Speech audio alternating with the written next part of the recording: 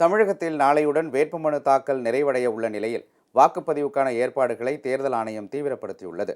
தமிழகம் மற்றும் புதுச்சேரியில் ஒரே கட்டமாக அடுத்த மாதம் 19ஆம் தேதி மக்களவைத் தேர்தல் நடைபெற உள்ளது. வேட்புமனு தாக்கல் செய்வதற்கான கால அவகாசம் நாளையுடன் முடிவடைகிறது. இந்த நிலையில் வாக்குப்பதிவுக்கு தேவையான ஏற்பாடுகளை தேர்தல் ஆணையம் தீவிரப்படுத்தியுள்ளது. சேலம் மாவட்டத்தில் உள்ள 11 சட்டப்பேரவை தொகுதிகளுக்கு வாக்குப்பதிவு எந்திரங்கள் அனுப்பி வைக்கப்பட்டன. மேட்டூருக்கு பலத்த பாதுகாப்புடன் கொண்டுவரப்பட்ட வாக்குப்பதிவு எந்திரங்கள் தனியார் பள்ளியில் உள்ள தனி அறையில் வைக்கப்பட்டுள்ளன. அந்த அறையை அனைத்து கட்சியினர் முன்னிலையில் சார ஆட்சியர் மூடி முத்திரையிட்டார். தென்காசி மாவட்டத்தில் முதல் தலைமுறை வாக்காளர்கள் தவறாமல் வாக்களிப்பதற்கான சிறப்பு ஏற்பாடுகளை மாவட்ட நிர்வாகம் செய்துள்ளது. அதன்படி கல்லூரி மாணவர்கள் விழிப்புணர்வு தூதுவர்களாக நியமிக்கப்பட்டுள்ளனர்.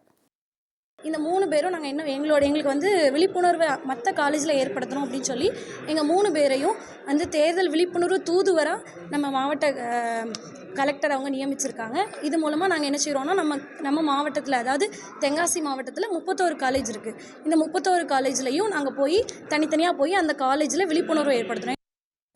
அனைவரும் வாக்களிக்க வலியுறுத்தி அரியலூரில் விழிப்புணர்வு குறுந்திரள் ஓட்டம் நடைபெற்றது. 3 கிலோமீட்டர் தொலைவுக்கு நடைபெற்ற இந்த திரளோட்டத்தில் ஏராளமானோர் ஆர்வமுடன் பங்கேற்றனர். கரூரில் திருக்குறள் பேரவை உள்ளிட்ட அமைப்புகள் சார்பில் வாக்காளர் விழிப்புணர்வு கையெழுத்து முகாம் நடைபெற்றது.